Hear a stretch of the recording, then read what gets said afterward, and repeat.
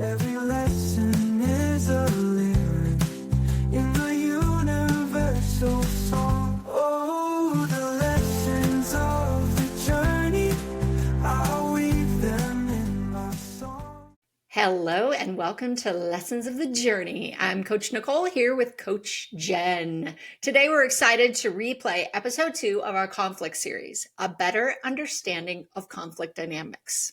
Clarity is one of my guiding values. If you listen to our podcast, you know this. I believe clear thinking and clarity of ourselves creates real power in how we show up, how we relate, and how we make decisions. That's why this episode resonates so strongly with me. You'll hear us walk through attachment styles and the recurring patterns that we create in conflict. We're going to strip a complex topic down into practical, usable insights. So whether you're looking to improve communication in relationships, work through recurring arguments, or simply understand your own reactions better, the frameworks we cover here will give you concrete language and tools to move forward. This episode is a favorite because it doesn't just describe problems, it illuminates where they come from and points to opportunities to shift them. So settle in for a thoughtful re-listen of episode 2 of our conflict series and enjoy the clarity and actionable understanding it offers. Today, we are going to decode the science and lessons behind human tension and uncover the tools to navigate it with more clarity, compassion, and confidence. In today's episode, we're going to be diving deep into one of the most powerful and often invisible forces driving how we argue, connect, and disconnect in our relationships: attachment styles and conflict patterns. Today, you're going to learn how some people chase conflict in search of closeness, others run from it to protect themselves, and a rare few can hold steady ground, offering connection and boundaries at the same time. Oh, I want that to be me. We'll also break down the 7 conflict patterns and how they can feel so familiar, yet so destructive. So if you've ever found yourself asking, why do I keep having the same fight over and over again? This episode is for you. So let's start with our agreed upon definition of conflict. Jen, you're our expert on definitions. What do you got? Oh, okay. When we use it as a verb, it is to come into collision or disagreement, to be contradictory or at variance or in opposition. So to clash, also to fight or contend or literally do battle. That is conflict. When it's a noun, it's a fight, a battle, a prolonged struggle or strife. I think that that's maybe what everybody considers conflict. Can we all agree on that? I can definitely agree with that. I think that's where we're going. So in our first episode, we talked about some of the positives of conflict. Today, we're going to get into attachment styles and the conflict styles, but I want to talk a little bit about attachment styles and what they are before we dive into them. So they came from the attachment theory, which was developed from the work of Bowlby and Ainsworth. Attachment styles are basically typically formed in early childhood and influence how we relate to others. So these are our own personal conflict patterns. Later, we're going to discuss relationship patterns, including 2 individuals. So you have to put 2 people together to have that conflict. But understanding yourself and how you show up, I think, is really important. And these are how you may show up. Oh my gosh. I was old when I learned these. So if you are younger than old, how necessary this would have been to actually learn in school. This is such an important thing. When I learned about myself in attachment theory, I went, oh my God, that explains so much of my entire life. I wish I would have known this back then. Like, this is necessary stuff. I agree with you 100%. And I never even knew the term attachment styles until a year ago. And I am 54 years old. And I read this and I go, oh my gosh, why did nobody explain this to me? Knowing how you show up in a conflict is so enlightening. So I'm excited to go through this. And yeah, if you've never heard of attachment styles, this will change your world completely. Listen up. We're here for you. We got you. And to clarify, I am no expert on these at all. I literally learned about them a year ago. But I've heard them mentioned and never had them clearly defined for me. So I love that we're diving into these because I feel like I'm going to come out of this knowing better too.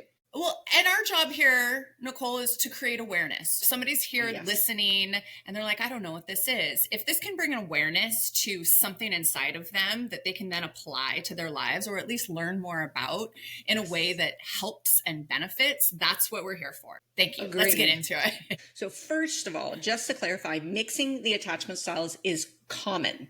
Okay. We are real life personalities. We're complex. Many people fall somewhere between the classical categories. So there's going to be 4 categories. We're going to be talking about secure, anxious, avoidant, and fearful avoidant. It does not mean you're going to be in one box. You're complex. So for example, someone actually may be generally secure, but become anxious with a partner who is emotionally inconsistent. Again, we put 2 people together and all hell breaks. Yep. Understanding kind of where we fall helps. At least for me, it did. Research shows that people with secure attachment are more likely to approach conflict with empathy and problem solving, while those with avoidant or anxious styles may shut down or escalate it. Cullenser and Shaver, 2007. When I look at this, I'm like, oh yeah, I'm an escalator. Okay, yeah. I want to be that secure attachment person. That's the goal, of course, but not always there. Ainsworth's strange situation study revealed that by age one, you guys, many children already show clear patterns of emotional regulation, which mirror adult attachment styles later in life. My poor children. I was going to like nature, nurture, but I look at this and I go, this is really interesting. And yet the effects of trauma, we'll talk about some of those things and the effects of your caregiving when you're younger. But this is really interesting that by age 1, we already have sort of those mirrored adult attachment styles. Yeah, it's so interesting because as you were saying about the research where the secure attachment shows up more with empathy and problem solving, as an adult, I think, well, obviously that's what we want to mirror for our children. That's how somebody would become secure, is if they are seeing something like that modeled over and over and over. And gosh, do I know any of those people? You know, I've slowly worked my way that way, but it's taken a lot of effort. When I learned about these, I was like, oh, I'm avoidant attachment. Absolutely, 100%. It was me to a T. And I went, oh, that's interesting. Had something else been modeled, I would have been shown that this is the way. My parents didn't know. We don't know what we're doing when we're doing it. That's why the kids will end up in therapy later in life, but not for the reasons I ever was. To reiterate, our attachment style, it's dynamic. Even though your early childhood shapes your initial style, it can definitely evolve based on your life experiences. Those would include things like therapy or any personal growth that you've gone through, whether you've been in healthy or toxic relationships, if you've experienced trauma, big T, little t trauma, or any type of loss that it affected you. All of these things affect our attachment styles. That's why it's dynamic. As Nicole stated, we're ever evolving. You're not going to be fixed in it. The example is called earned security. So it's when somebody with an insecure style moves toward a secure attachment. And that's really through healing. That's through the awareness that we create as we're learning about this and applying it to our own lives. Now, there's definitely situational variability. So you very well could have different attachment responses in different contexts, depending upon what is happening. It could be different with romantic partners. You might be anxious. You could be any one of these. With friends, you may be secure. I can tell you that I show up very secure with my friends because I feel accepted and whole just as I am. At work, you might show avoidant traits where you show different traits with a romantic partner or friends. It's situationally variable. I'll give you an example of a mixed style in action, how it might look in your life. So, not that I can say that it's exactly me, but we're drawing from real life experience here. So imagine someone, could be Coach Jen, who gets super anxious when their partner pulls away emotionally. That would be an anxious trait. Then maybe they withdraw completely or avoid the conversation. That's avoidance. But deep down inside, they want intimacy and love. So there's this secure need that's underneath it. We don't know how to reach that. Our conflict style doesn't show up that way. Very hard is it to be like, hi, I'm really just a teddy bear. I just need a hug and I just need you to tell me that I'm pretty and pet me. Don't reduce me to that, but also that. And I might yell it at you. You know, it's a vulnerable thing. So instead of that, what maybe was modeled was, I'm going to treat you this way because you're not giving me what I need, even though I didn't tell you what I needed. So all of those different things can show up in a mixed style, all in one person's life, all at the same time. And how many times have you been asked, what do you need? And you're like, if I knew what I needed, I would do it and then I'd be good. Obviously, I'm a female, so I don't have the answer. I don't even know. The bottom line is that attachment styles are best seen as fluid spectrums. They're not rigid boxes. You can have a primary style, and you probably will feel a relation to one of these, but your behavior may shift based on your relationship dynamics, your emotional state, I would say menopause, your personal growth. So these are all things that can affect the style you're showing up as. Let's talk first about secure attachment. This is basically the goal generally, having a secure attachment style. So your view, we'll always talk about the view first. You have a positive, stable view of yourself. You also have a positive, stable view of others. Okay? You see yourself as an equal partner. You do not devalue yourself or think of yourself as higher. Some of the traits: trusting, you set and you respect boundaries. Remember, we had a boundaries episode. You are emotionally open, comfortable with intimacy, and comfortable with independence. So behaviors communicates your needs clearly. You also support your partner and you handle conflict constructively. So how do we identify someone like this? They can be close without being clingy, comfortable depending on others, and having others depend on them. That was the one that was like, oh, a knife in the heart. I think most of us are comfortable having others depend on us, but a lot of us are not comfortable depending on others. I think, and I can only speak to women, I think our society really has perpetuated that in females. Next way to identify: able to self-regulate emotions. Relies on self and others to manage distress. So it's letting others in, that comfortability, and they welcome diverse perspectives. Secure attachment style. What do you think, Jen? Well, again, the goal. And as you're going through these, I go, yeah. These are all things that I'm working on. And it's also very clear to me as you're going through this why I feel more secure with my girlfriends than I do in any other situational relationship. It's the level of trust, the ability to trust those who have helped you before, who have a consistent way of showing up for you. And that's based on your experience, the way that we are, based on all of the things that happened in your life. What were the adults in your life showing you? Were they able to help you co-regulate your emotions and feelings? That's how you gain trust from others. If they're pushing away your feelings or how you're showing up, then you're conditioned to think that there's something wrong with you. So you develop these other styles to cope with that. And that's to keep you safe. That's the, how am I going to survive in this moment?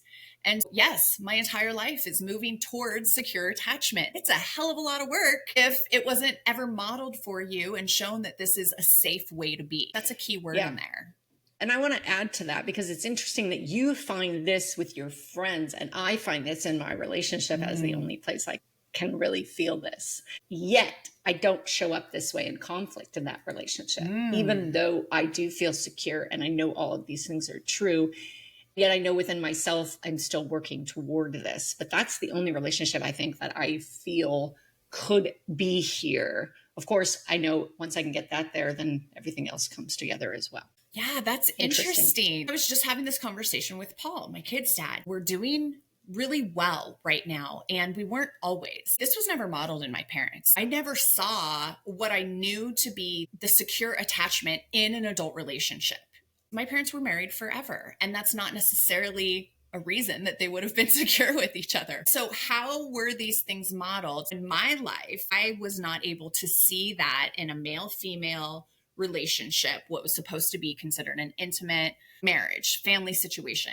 It wasn't modeled for me. I never saw that that worked. So I, took these agreements unto myself. Nobody told me to make them based on how I grew up, what was going on in my life. And I decided that, that type of relationship That's not where you're secure. It's these other types of relationships that I saw modeled where that's secure. And that's what I was seeking out. We as a couple are working toward being our best possible selves with each other. This is what we're working toward. We're doing a lot of the Gottman stuff. They talk a lot about this, being able to move toward this together. You can't make the changes if you're not aware. So now that we're all aware, this is what we're moving toward. I'm starting to understand that there is safety in that. I find it really interesting that in your marriage, that's the safest place for you, where I'm moving into that portion of my relationship, but I just never knew how to do that before. Yeah, I really related to the earned security because I feel like my relationship has actually given me that earned security. And yet I will say, even though I had a good, and it was a male-male relationship that was my model, I think adults showing love doesn't matter. Yeah. I also had a lot of screwed up adult relationships as examples. I knew what it was, but then did I have it all? And my goal is to have it all. Isn't everybody? Well, speaking to the screwed up part, we'll move right into the anxious attachment, also known as a preoccupied attachment. The view here is negative, an insecure view of themselves, but, big but, a positive or stable view of others. So I'm all screwed up, but other people seem to have it all together. That really creates a lot of anxiety inside of me. The traits that one might exhibit would be that they crave closeness because other people can provide that stability.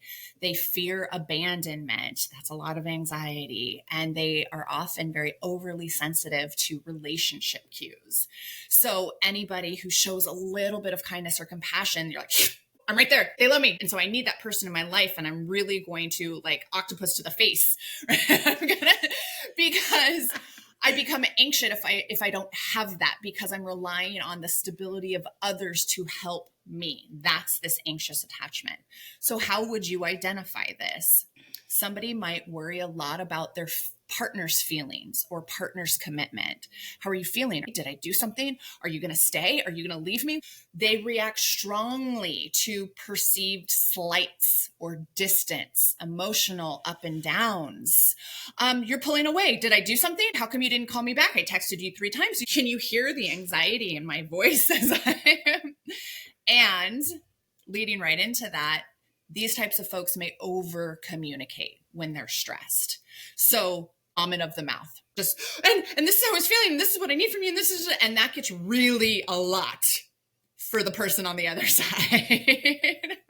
These people tend to be the pursuer, the one going after the relationship. And sometimes for a different attachment style, that might be off-putting. So that's me. I cannot tell you how many times I've been in an argument with Tim and I'm like, my concern is you're going to leave me. And he's like, it's been 33 years. I'm not going anywhere. Where am I going? Haven't I proven? You've proven. But in my mind, my biggest fear is that he will leave me. And how odd is that? 33 years later, still one of my biggest concerns. I can tell you in my mind, I know that's not going to happen. I know he is fully committed into our relationship. And I can also understand when he looks at me like, are you nuts? 33 years, I'm going nowhere. Yet in my heart, I know the things I went through as a child. And I go, yeah, but everyone leaves. That's just what happens. That's cellular. That's inside of you. Well, that's a lot of work to address it. And thank you for sharing that. That's a very vulnerable statement, yet so necessary to be aware of. Well, don't forget, I'm an oversharer. Yes. That's what an anxious attachment style is. They over communicate when stressed. Not that I'm stressed right in this moment, but I'm like, overshare. Well, I'm an oversharer too. I identify with the one we're going to talk about next, so we'll get into that. As we mentioned before, this is dynamic. There are probably pieces of all of us in all of these. Yeah, let's get right into avoidant. Okay. Avoidant or dismissive attachment. So view, positive, unstable view of self, negative, insecure view of others. Check. She's like, oh no. Traits. So values independence, sets rigid boundaries, like boundaries that put walls up. Yeah. Oh, that's a regular conversation in this house. So not the healthy boundaries, the rigid boundaries that might be a little too extreme. Emotionally distant and suppresses feelings. So behaviors: keeps partner at arm's length, avoids deep emotional intimacy. Okay, how to identify struggles with vulnerability. So you're saying you relate to avoidant attachment. I haven't gotten through all the things, but when we're talking about struggles with vulnerability, if we just tell everything, then we don't have to be vulnerable. Exactly. Even though it seems like we're vulnerable. Yep. Yep. Yeah, Yep. I can relate to that part. This is just, it's punching me in the gut. Every word out of your mouth. Like, no, really, when I learned this, I learned it about 2 years ago. And I went, well, holy shit, no wonder every relationship's ever been, right? I know where it comes from. I do the work. It was just really interesting to be like, oh, it's already out there. The mind people already knew this about me. But why didn't we get told? Why didn't we get told? Yeah. I mean, let's be raised with this. So a couple other ways to identify the avoidant dismissive attachment: can seem cold or detached, and can elevate self above partner. Interesting. Righteous indignation.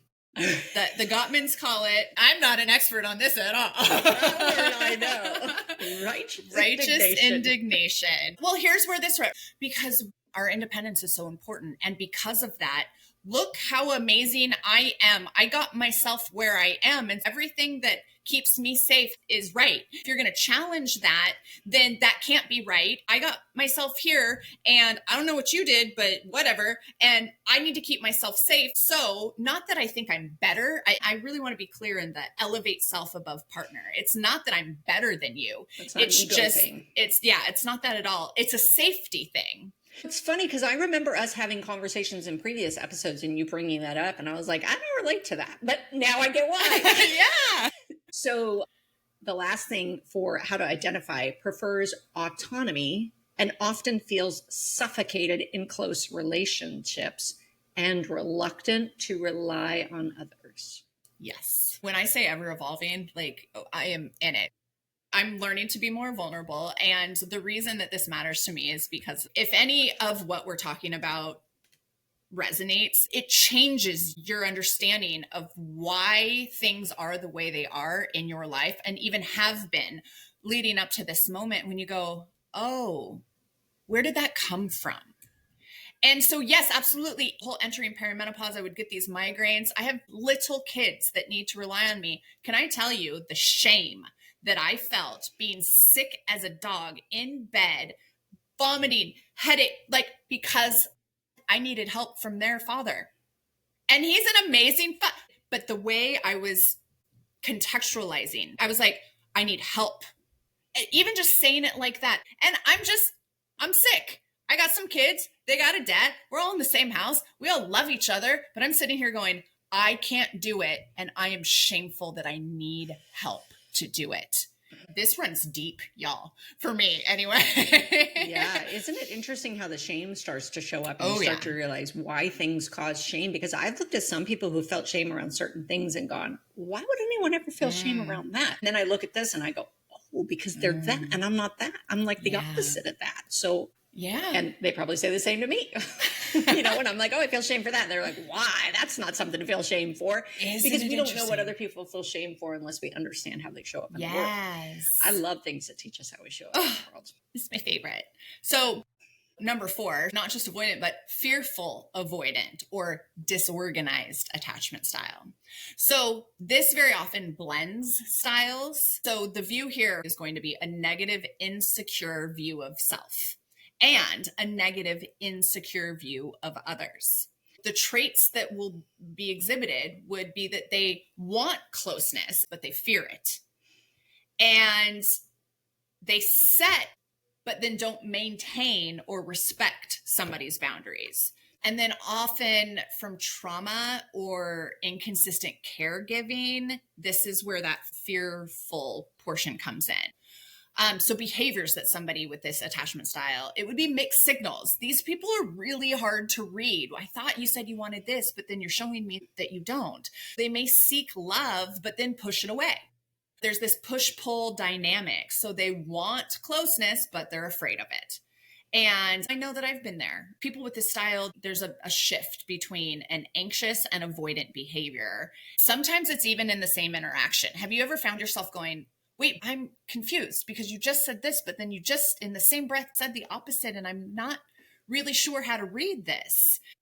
How to identify there's high emotional reactivity and mood swings. And now be careful with this because this also could be some other thing. And again, having a past bipolar diagnosis, bipolar doesn't exist in the same moment as the way I've experienced it. So let me be very clear on that. But emotional reactivity does, because your needs and wants aren't being met outside of that. So high emotional reactivity and possibly mood swings, definitely trust issues, especially difficulty regulating closeness with people. And it can appear chaotic or unpredictable in relationships. It's really interesting when we look at this one. It is kind of a combination of what you and I both identify as. But I think, okay, so let's make Nicole Cocktail. Nicole Cocktail is mostly anxious attachment, 60%. Mm-hmm. And then maybe like 30% secure attachment at this point. Definitely not when I was younger. And like 10% of that fearful avoidant attachment. Mm-hmm. I can see how I dip into that sometimes mm-hmm. and have those moments. I think we all do. That's nice that we explained that we are made up of all of them. And yet I definitely highly identify with anxious, mm-hmm. preoccupied attachment for sure as my primary. And I love that you are avoiding dismissive attachment because I feel like you and I bring a different perspective to when we're talking about things. And I think that's wonderful. Yeah. Well, necessary. We're both screwed up, but in different ways. Aren't we all? I think that dipping into that secure attachment, you and I both, we welcome diverse perspectives. Because we know who we are. And let's be clear, attachment styles don't define you as the person you are. It's just good information to have with you as you navigate life in conflict. So absolutely, we dip into the secure on several occasions. That diverse perspectives I really like because I think that helps quite a bit in my ability to kind of stay in that attachment style. But absolutely, I love that you said the cocktail of Nicole because, I mean, if we're going, I'd say I'm at least 60% of the avoidant and then moving into more secure as I learn and apply in situational awareness in my regular life. Because it's one thing to know this stuff and it's another thing to go, oh, this is how I can apply this to my life. And Agreed. Hopefully somebody can take something from this. Just the awareness that these are different is so powerful. Just the awareness of, okay, I kind of fall into that category. It's just knowledge, it's just information. And I want to go into that category.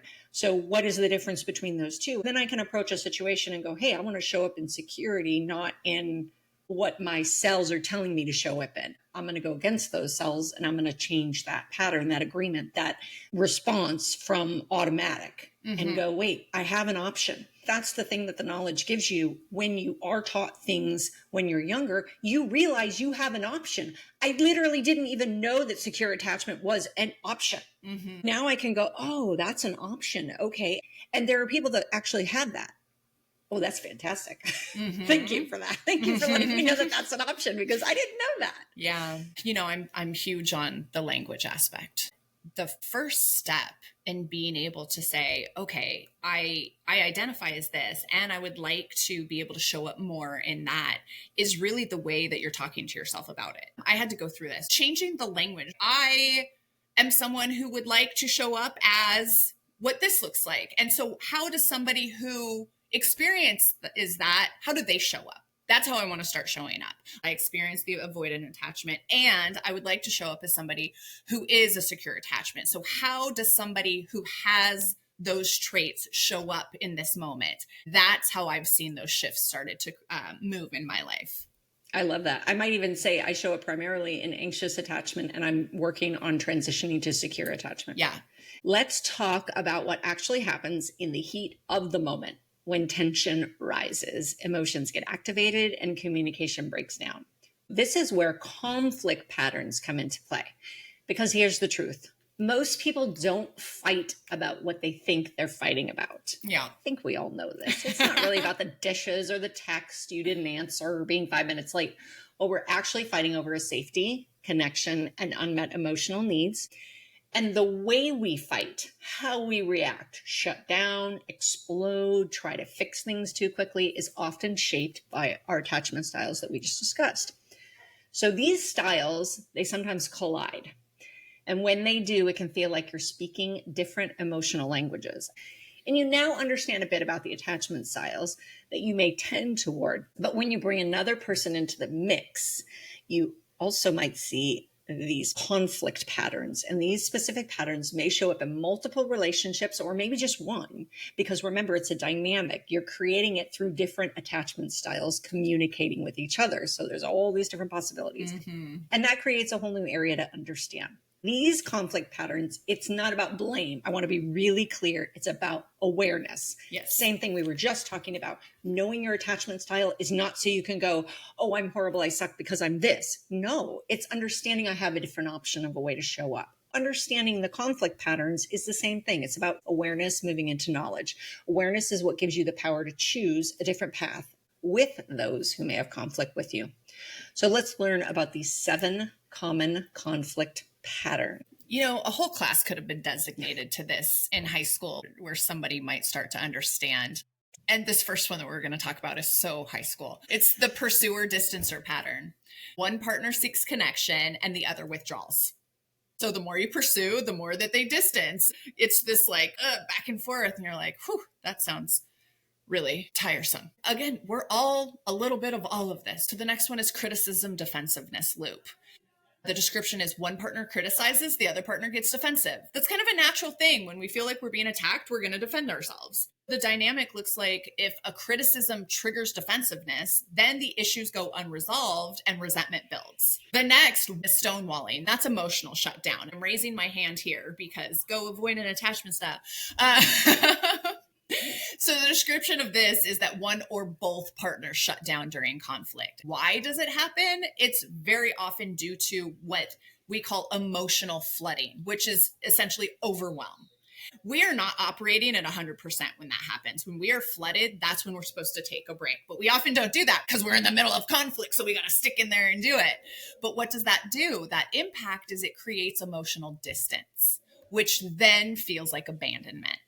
I'm craving something from somebody else, but because we both emotionally shut down, it feels like you are being abandoned in those feelings. And that is stonewalling.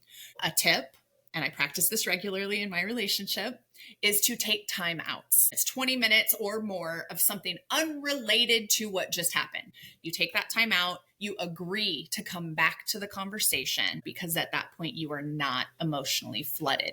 Smart.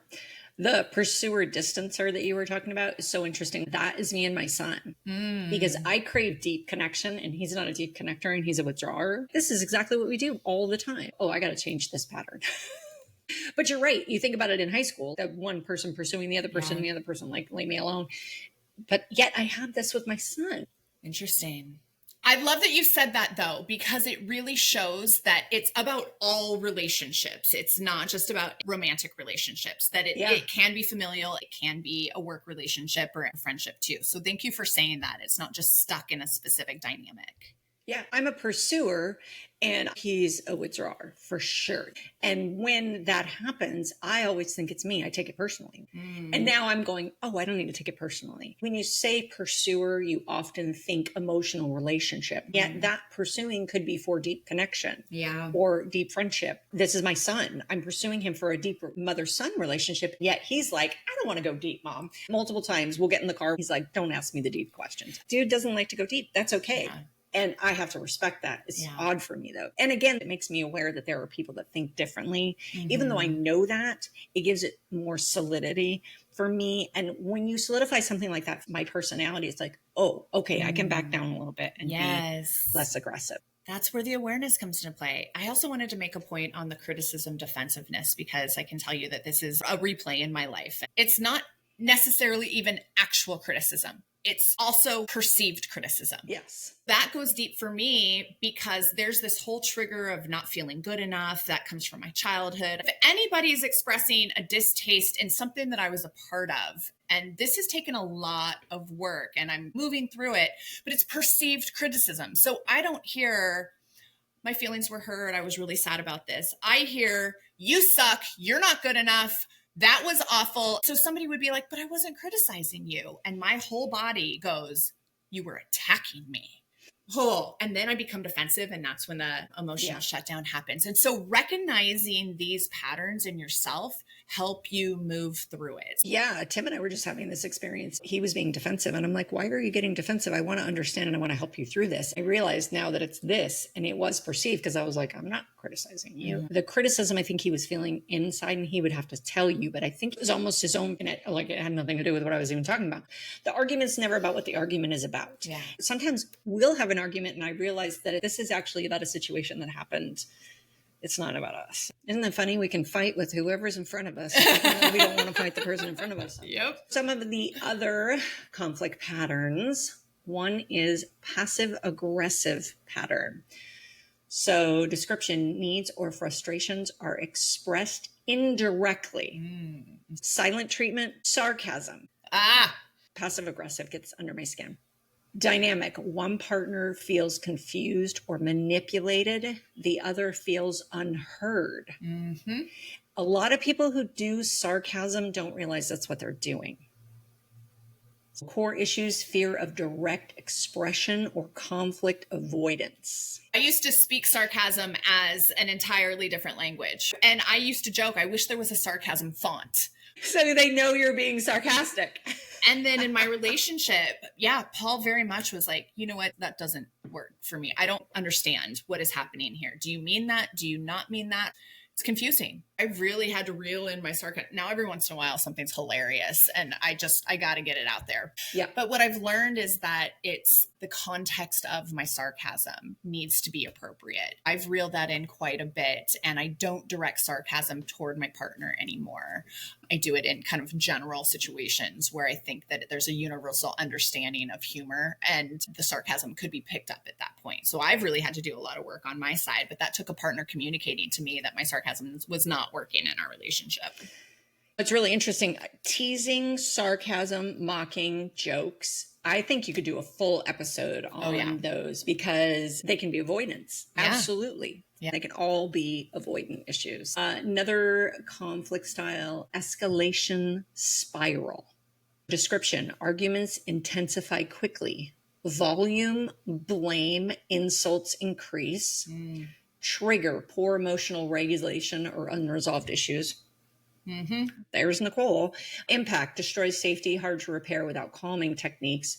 Science tie-in: the amygdala hijacking, emotional overriding logic. This is what I do. And I used to do insults. I'm better about not doing the insults, but I'm an escalation spiral person.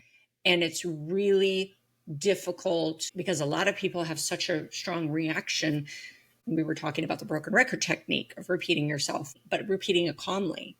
I'm like, no, I just get louder and louder because I feel like I'm not being heard. That's what's happening. Yes. And that understanding the walking away. I have such a difficulty with, you're talking about flooding. When I do an escalation spiral and I'm flooded, I don't want to walk away.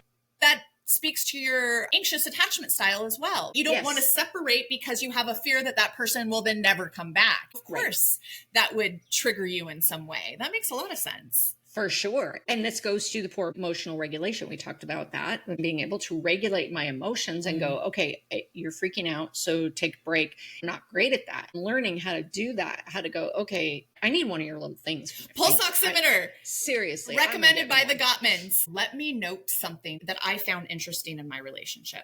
So I'm loud. I grew up in a loud house. I have a loud voice. That's one of the things about me. If I told you, like, one of my reoccurring dreams as a child, it was that I lost my voice. And because I'm loud, I've always considered that a power of mine, and that if I lost it, I would be lost and gone forever. I also project. I'm a tall woman, so I don't use volume as yelling. I'm very passionate, talk with my hands, and I'm passionate, and I'm loud, and volume is very confusing to my partner because volume means upset, angry, and my volume does not necessarily mean upset or angry. If you put a pulse ox on me in those moments, it would not show you that I'm flooded. However, He, as a Black man from rural Mississippi, has had to his entire life compose himself so as to not seem angry, agitated, those things. These are patterns that he grew up in. So he very much, and this was confusing to me because I've had the ability to just be who I am for my entire life. And he has always had to contain himself. So what we recognized was that he thinks I'm flooded when I'm loud and I am not. And I think he's composed when he's flooded because he shows composure, but he is melting on the inside. I was not able to tell that he was flooding because he was so composed, but on the inside, he was exploding. And I was composed on the inside, but he thought I was exploding because of my personality. So it took us a while to understand this about each other and to be like, oh, I have to make a personal call here. And he had to do it. I'm flooded. I need to step away. And he didn't believe it. He would tell me, you put on your pull socks. And that was my cue for me to go, he's flooded. And these are little details that you have to care enough about. I'm saying this because it takes a hell of a lot of work, people. We had to figure this out and we are much better for it. But I tell you, that pull socks did something for us.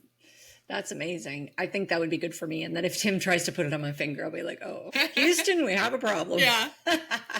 That's great advice. Thank you for that. That's the kind of things we miss if we're not paying attention. And oh, these are so good. Yeah. Okay. So the next one is scorekeeping or tit for tat. Mm-hmm. Description, keeping mental tallies of wrongs or imbalances. Problem is it undermines generosity and trust. Yeah. Antidote, shift to a team mindset, focus on mutual needs. You're going to have to tell me if I'm doing this, because one of the things that happens in my interactions with some people where I do talk about the past in the sense that I see a pattern. Mm-hmm. I have had people say to me, well, you just always bring up the past. And I'm like, I really don't. I just see a pattern here and the pattern doesn't work for me. And I don't know if I'm scorekeeping or if I'm just seeing the same thing and I'm trying to help that person understand that there's a pattern there that doesn't work for me. So am I scorekeeping? Tell me the truth, because I want to know. No, I think scorekeeping or tit for tat is referring to things like, well, I did that for you 3 years ago, and all I'm asking for now is help. It's giving a score. I did that major thing for you that one time, and all I'm asking for this time is this little thing. And that is tit for tat. That is scorekeeping. Patterning is a very different thing. It's a necessary awareness. It's also necessary to understand that the way we communicate our understanding of a pattern matters. It comes from our experience. So I experience this when not you. You do this every time. That is not the way we communicate. That's what that looks like. So that's my distinction in the scorekeeping tit for tat versus understanding a pattern. Now, that being said, for you to help somebody understand their pattern, they also have to hold accountability for themselves. Yeah, I think you just nailed it because I don't do the I do the you. I think that might be the problem is I'm doing the you, not the I. And one of the things that I know that I do is Tim will say something to me. I'll say, give me an example. Because if I can take it into a real world example, then my brain can process it. I'll always go, I can't give you an example. And I'm like, well, that doesn't help me if you can't give me an actual example, because I need to see how it plays out in the real world. Not just here's your perception, or I need to understand what was happening in my brain in order for me to make a shift. But I think you cued it in. The problem is you do this. Yeah. Yeah. So it's not the fact that I'm talking about the past. It's the fact that I'm saying the you and not the I. Okay, note to self. I feel. Yeah. And when I say we did it. It's right here. There's a workbook in front of me. It's called The Art and Science of Love. It is a workshop for couples. When I say we've done it, we've done it. I'm not speaking in theory. So when the Gottmans talk about we can't scorekeep in a relationship, because it is like what you just said, Nicole, it's a team mindset. It's us against the problem. It's not me against you, because that creates relational conflict. And we're talking about very interpersonal relationships. Outside of intimate and romantic relationships, you can create this in friendships and work relationships. And you just have to shift that mindset, like exactly what you just said. It's not me against you. It's us against the thing. whatever the thing is. So when we speak, it's not you did this and you made me feel this way. It's my experience was this. When I saw this happening, when I looked at it this way, this was my experience. There was nothing about you in there at all. It was my experience inside of that situation. That is where we get rid of an attack on the other person. Number 7, the avoidant conflict style. And that's within the relationship. We're talking about 2 people now together. That is when both partners avoid conflict altogether. Oh, I don't like it. I don't want to deal with it. We're just going to ignore it. We're going to avoid it. We're going to pretend like nothing ever happened. In the short term, it feels peaceful. We hear often men go, I'll just keep the peace. It doesn't serve the long term. In the long term, that actually leads to emotional disconnection and unresolved tension. Unresolved tension leads to resentment and contempt. So where does this come from? Fear of confrontation, fear of rejection. We don't bring things up because it seems easier in the moment, but I'm really afraid of what could happen if I do bring it up. If both people are avoidant, nothing gets fixed and it starts to eat at you. It's really a trap. It's a trap of feeling false peace. If you can't be all of who you are you really at peace in that relationship? No, is the short answer there. Practice nonviolent communication. A practice tip. If you can identify your conflict style, do I fight? Do I run away? Do I freeze? Do I fawn? Oh, I'm sorry. I love you. If you are aware, it may help bring to light your ability to raise situational things. Awareness. I mean, we're just going to keep shoving the word awareness down your throat. As long as you're aware, something is possible. A shift can be had. We get to choose what fights we show up to. So we can avoid unnecessary conflict. Now, some of us sometimes feel like conflict is necessary. We got to have this fight right now. I got to win. Okay, we don't necessarily need to do this. Stop talking to me. All of you have heard this before, the pick your battles. Not every issue needs to be addressed. You don't need to show up to every fight you're invited to. We can sit and evaluate what's at stake here. Is this something that really needs to be hashed out? Is it a way that we can step aside and come outside of our regular style and address this when we feel like we're about to be in a fight or a conflict? It's very helpful to assume that the other person has a good intent. Is the other person trying to hurt me? Are they trying to get in a fight with me right now? More often than not, misunderstandings stem from miscommunication. Go back to our 4 agreements. Being impeccable with your word is agreement number 1. Most of the time, the person across from us is not trying to hurt us. It's a miscommunication. There's something that one or both of us are not understanding. And I love this quote. I don't know who says it, but it's never contribute to malice what you can contribute to incompetence. As we assume in our self-protection mode, we are caveman at heart. We are trying to preserve. So if somebody's coming at me, I'm going to assume ill intent. And what we're saying is don't do that.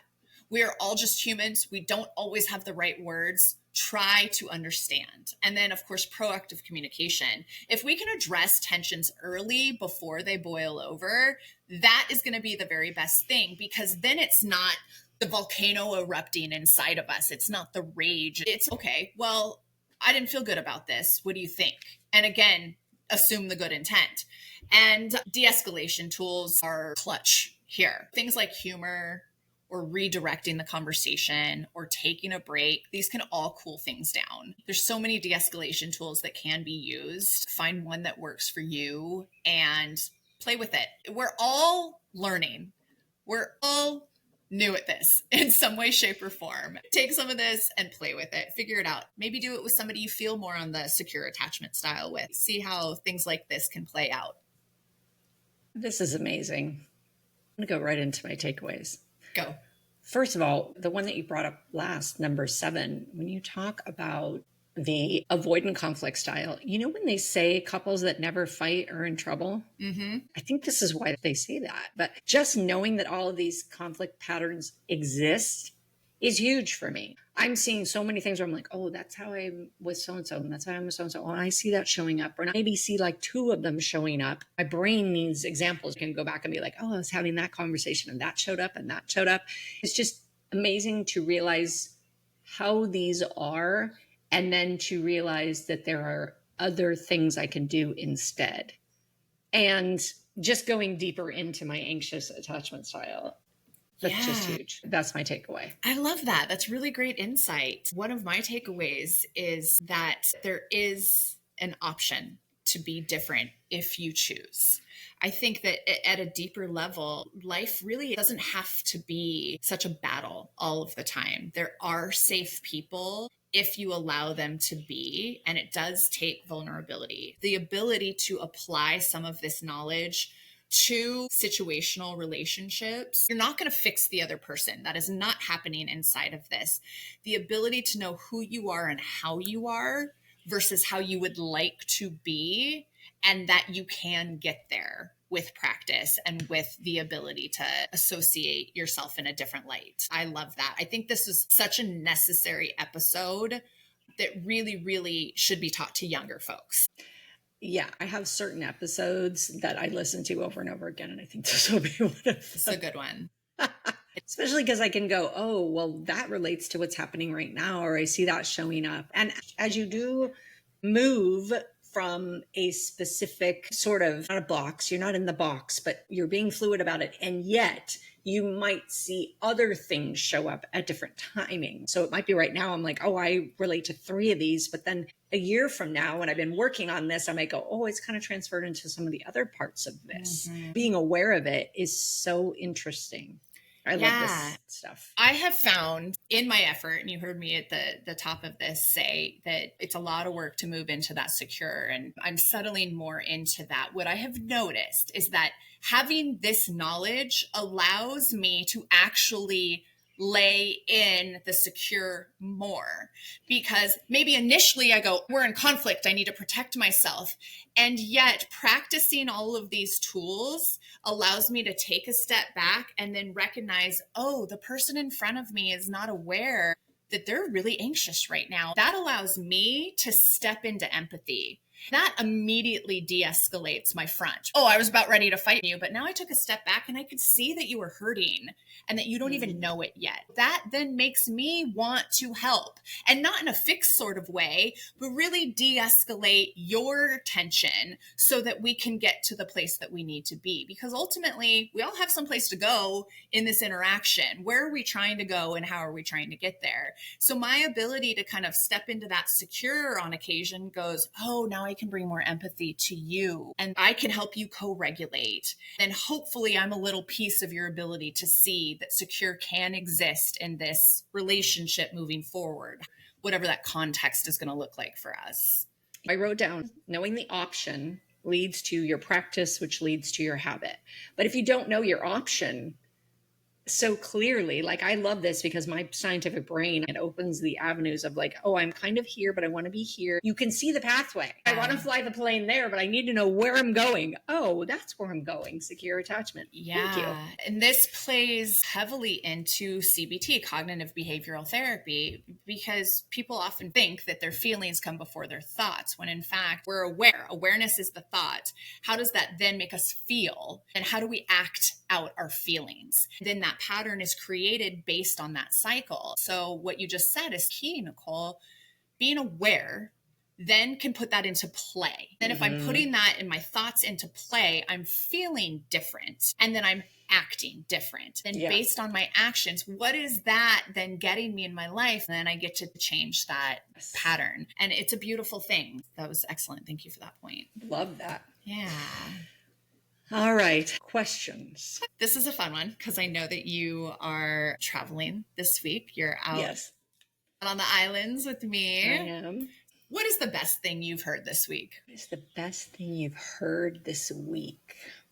Okay, so I listened to a 2-hour podcast on understanding perimenopause. We're halfway through it. My doctor gave it to me. And then I said to Tim, I got to listen to this podcast. And Tim instantly said, oh, I want to listen to it too. Yeah. So we've listened to half of it and there was so much good information in there. I like understanding.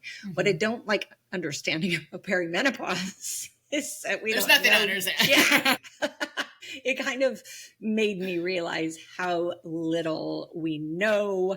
It's kind of a mess in that sense, but it also gave me some interesting insights into just how the hormones work And I want to say her statistic was like only 8% of the women in the US that are of menopause age and older are on hormone replacement therapy. Oh, God. And that just kind of surprised me because of all the positive benefits of it. One of the things that she said, and this was probably the best thing I heard now that we're talking about it, was she said, people will always say, what's the downfall of taking whatever the thing is? What's the downfall of taking it? And she goes, what people don't ask is, what's the downfall of not taking it? That's an important question. And I've been dealing with that a lot lately in my world. I was like, oh, that is legit. What's the downfall of not doing whatever it is? Yeah. And I think that applies to all of life. Oh my gosh, I was just going to say it applies to exactly what our episode was about today. Yeah. Good stuff. When I'm on vacation, I'm all about like listening to things. Love it. Okay. You ready for your question? Yeah. What's the weirdest date you've ever been on?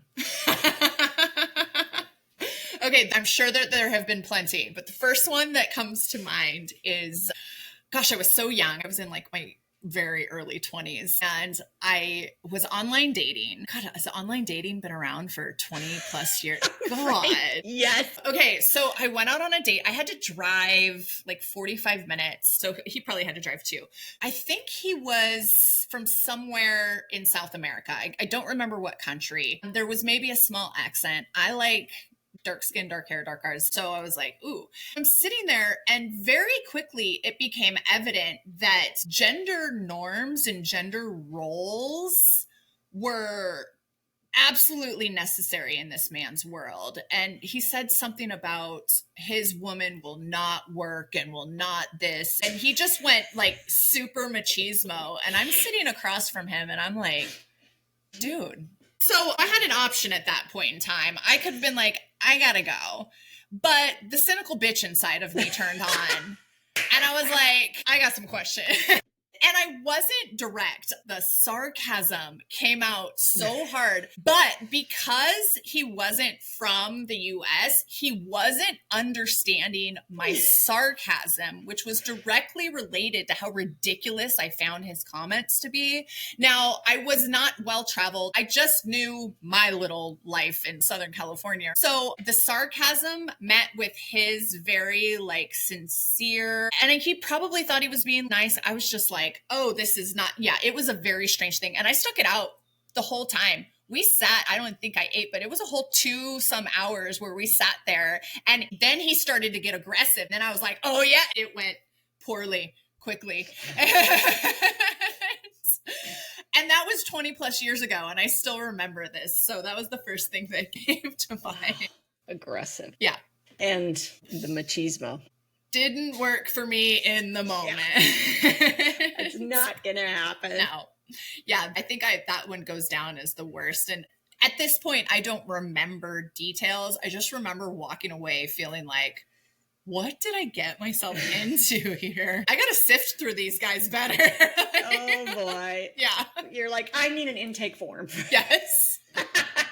I wish. Now, if I ever had to start dating now, I've joked about that with my friends. I'd be like, yeah, you're going to need to fill this out. I'm going to need to know your therapist's name, how long you've been working there, what your core issues are, how you approach them. Yeah. That's awesome. We've grown quite a bit. You think? Now, before you go, I want you to sit with this. Conflict is not the enemy. It's information. It's your nervous system saying, hey, there's something here that needs attention. The goal is not to avoid it or to win it. It's to understand it. Because when you can recognize your patterns without judgment, you create the power to choose something different. So this week, pay attention. Notice when you start to chase. Notice when you start to pull away. Notice when your old story starts running the show. And remember, you are the author now. Every time you pause and respond instead of react, you're literally rewiring your brain for peace, connection, and trust. That's the work. That's the practice. And that's this journey. Next week, we're taking this conversation even deeper. We'll look how to transform that conflict from the battlefield to the bridge. And until then, keep doing the work, keep noticing, and keep showing up as the you that is growing. Because awareness without action, that's just information. But awareness with intention, that is your transformation. See you next time. Bye. Write your lines with passion, let your spirit freely roam. The lessons of your journey will lead you safely home.